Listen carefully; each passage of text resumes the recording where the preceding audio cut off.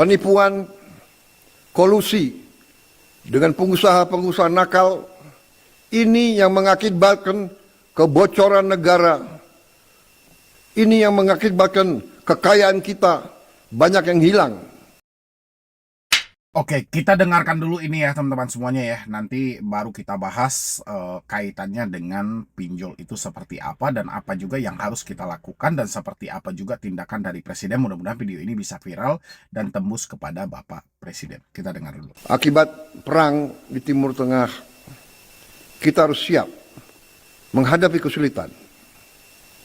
Tapi sekali lagi, kita bersyukur bahwa sebenarnya bangsa Indonesia punya kekuatan. Kita punya kekuatan yang besar, bahwa kekuatan kita, kekayaan kita yang luar biasa, sesungguhnya harus lebih baik lagi kita kelola, lebih baik lagi kita kendalikan. Kita harus memerangi korupsi di setiap tingkat. Korupsi, penyalahgunaan wewenang, penipuan, kolusi dengan pengusaha-pengusaha nakal, ini yang mengakibatkan kebocoran negara, ini yang mengakibatkan kekayaan kita banyak yang hilang. Kekayaan yang bisa kita gunakan untuk menghadapi bencana apapun. Saudara-saudara, seluruh dunia sedang mengalami goncangan. Seluruh dunia. Akibat perang di Timur Tengah, kita terus terang saja harus siap menghadapi kesulitan. Kita selalu siap Pak gitu loh. Masyarakat Bapak itu selalu siap menghadapi kesulitan seperti apapun. Tapi tadi Bapak ada menyampaikan Pak, soal kita harus perangi koruptor, pengusaha nakal, dan segala macam. Nah, kata pengusaha nakal, Pak, kata pembisnis nakal, ini yang kurang siap masyarakat Bapak, Pak. Contoh, saya pribadi mengambilnya dari mana, Pak? Dari pindar resmi, dari pinjol resmi. Masyarakat Bapak tersandra, Pak. Tersandra karena bunga yang tinggi. Tersandra karena penagihan yang tidak beretika. Tersandra dengan cara yang tidak manusiawi. Ya, dan habis itu mereka ditekan, diancam, diintimidasi. Kalau ini dalam suasana perang, masyarakat Bapak bisa juga angkat senjata, Pak. Meskipun mereka mati tapi dalam perlawanan. Tapi ini bukan suasana perang. Kita sama kita aja, Pak. Satu bangsa dan satu tanah air.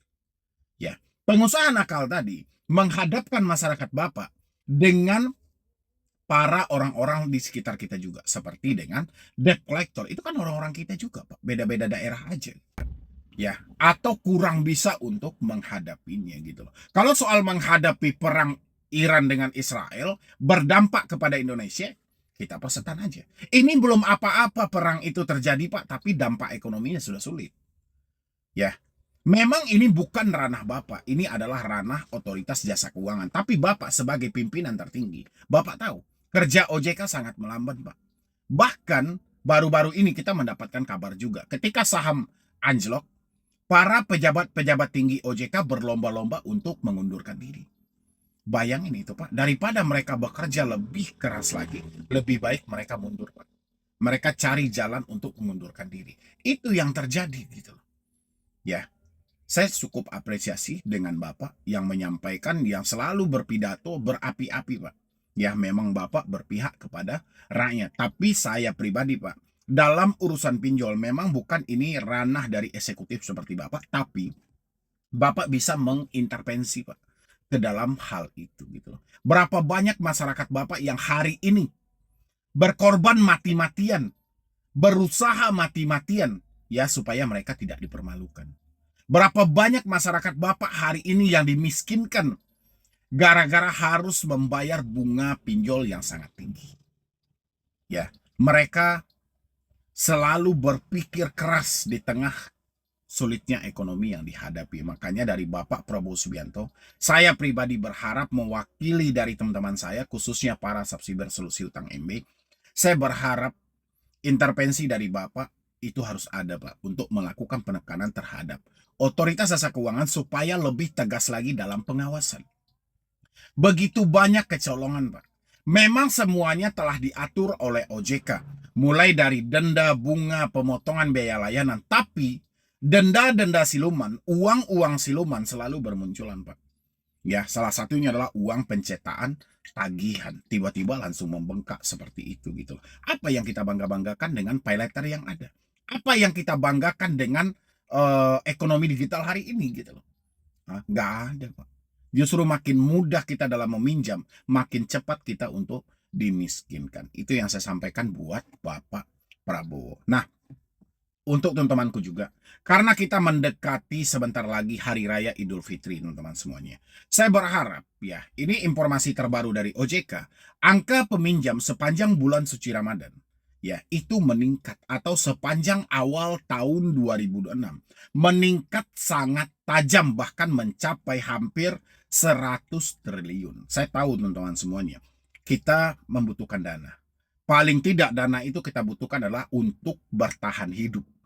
Ya, nggak semuanya peminjam-peminjam nakal. Ada juga peminjam yang benar-benar karena duit dia tidak ada, daripada dia mati apa boleh buat. Ya, cuma teman-teman semuanya, sebisa mungkin hindarilah untuk Anda meminjam di pinjaman online. Kalaupun Anda harus meminjam di pinjaman online atau pindar-pindar resmi ini, tolong dibaca ketentuannya dengan lengkap, teman-teman semuanya. Jangan Anda hanya memperhitungkan bunga 0, sekian persen per hari, tapi Anda lupa menjumlahkan dengan akumulasi 30 hari atau 40 hari, teman-teman.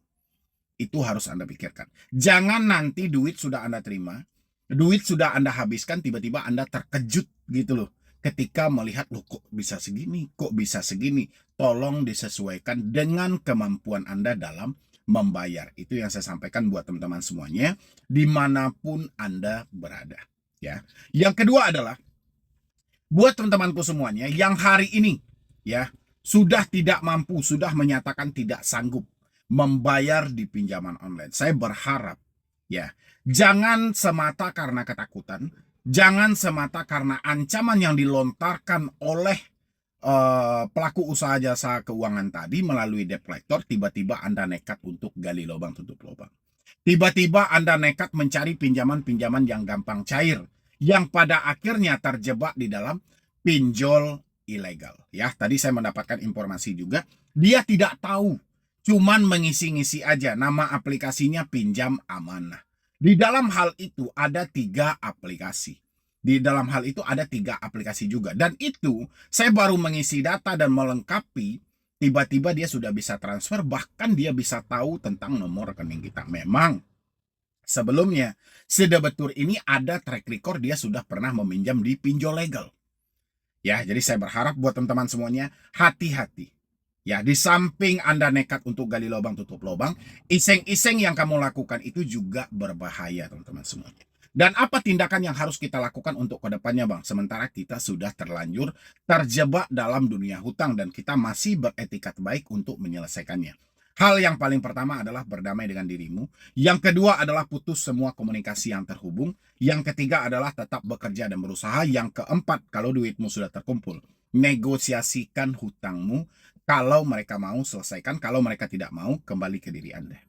Ya, yang jelas negosiasi. Karena cuma itu satu-satunya solusi sampai detik ini yang masih bisa kita pakai dari otoritas jasa keuangan. Di luar dari itu, OJK tidak mempunyai solusi lain. OJK apapun yang kita tanya, jawabannya cuma satu, negosiasi.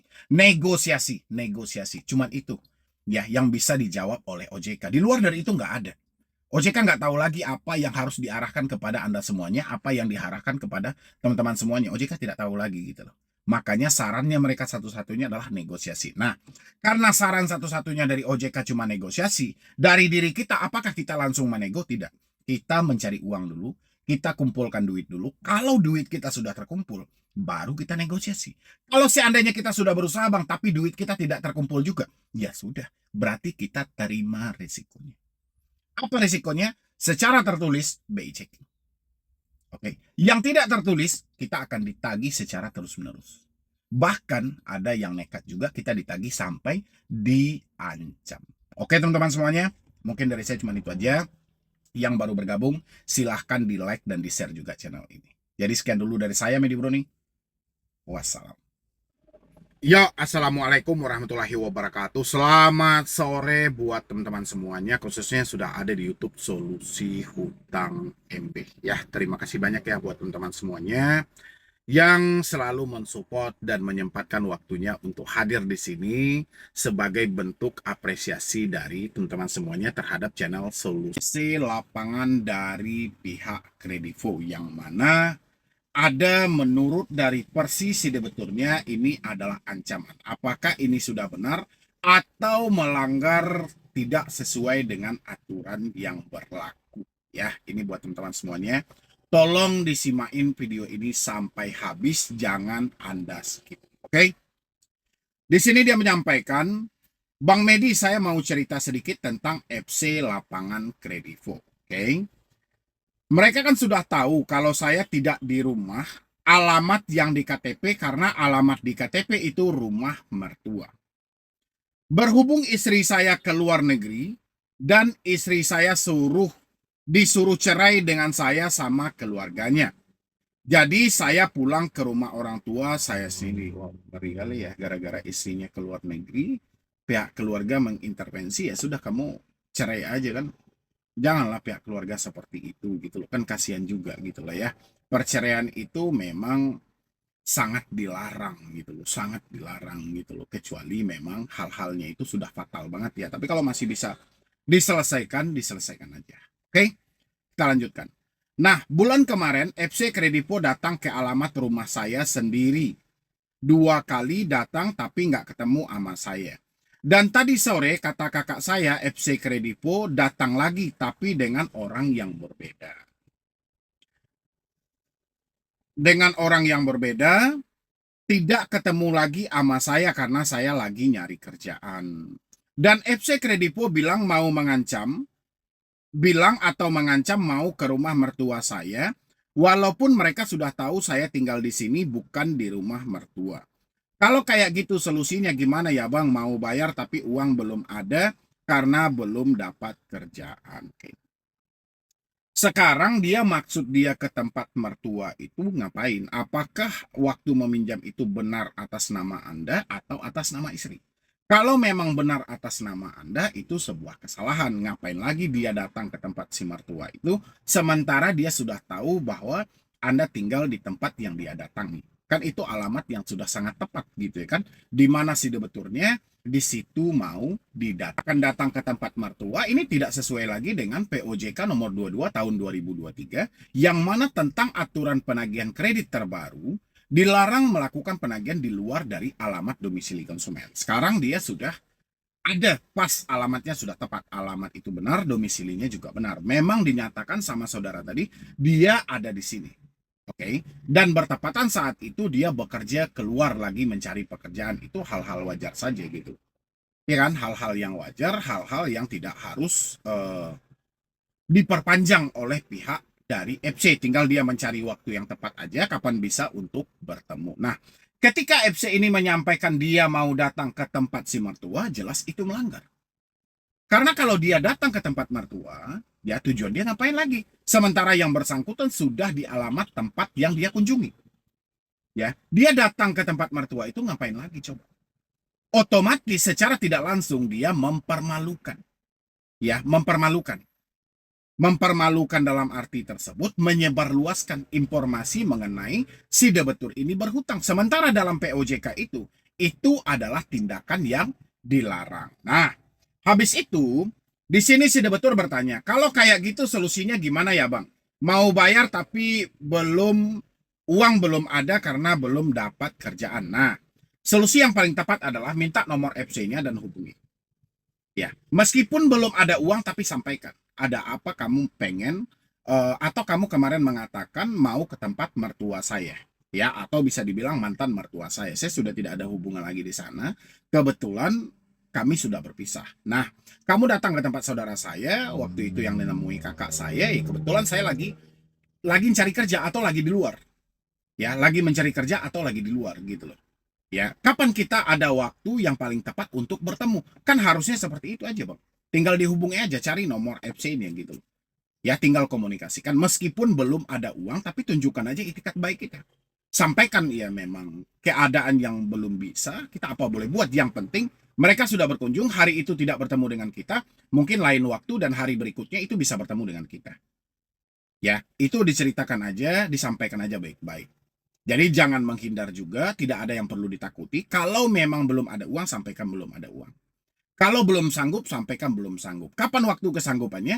Jangan pernah menjanjikan uangnya. Kapan mau dibayar, jangan pernah dijanjikan uangnya.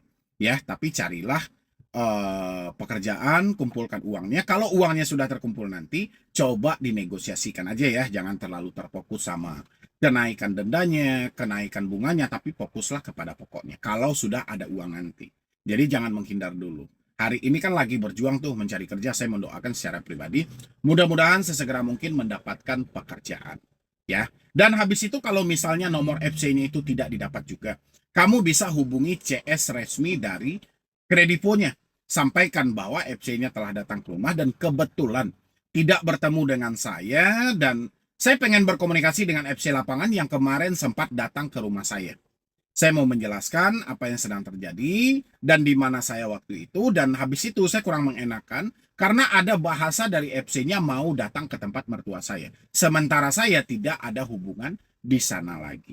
Ya, kurang lebih seperti itu aja sampaikan, tidak ada yang perlu ditakutkan, tidak ada yang perlu dikhawatirkan. Kalau sempat dia datang ke tempat mertuamu nanti, itu jelas sudah melanggar, tinggal kita cari buktinya aja, dan habis itu dilaporkan ke Otoritas Jasa Keuangan, Asosiasi Fintech Pendanaan Bersama Indonesia, itu kamu laporkan aja ke sana gitu.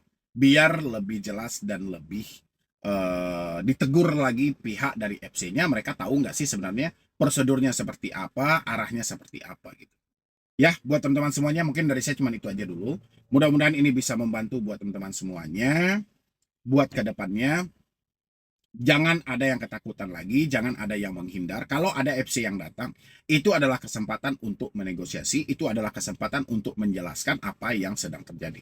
Meskipun belum ada uang, tapi sampaikan aja, belum ada uang dan belum mampu bayar. Yang penting, satu hal yang harus diingat, jangan pernah menjanjikan sesuatu. Oke, misalnya tanggalnya, harinya, jangan pernah kamu janjikan. Insya Allah secepatnya akan saya selesaikan. Cukup dengan kata-kata itu aja, diiringi dengan kamu berusaha dan berdoa. Insya Allah rezeki itu akan ada. Ya, mungkin dari saya cuma itu aja dulu buat teman-teman semuanya. Terima kasih banyak sudah hadir di sini. Mudah-mudahan dengan sesingkat video ini dapat membantu teman-teman semuanya. Tidak ada yang perlu dikhawatirkan, tidak ada yang perlu dicemaskan. Ya, hadapi FC lapangan, negosiasikan kalau memang tidak mampu, dan sampaikan kalau memang benar-benar sudah tidak sanggup. Jadi sekian dulu dari saya, Medi Bro nih. Wassalam.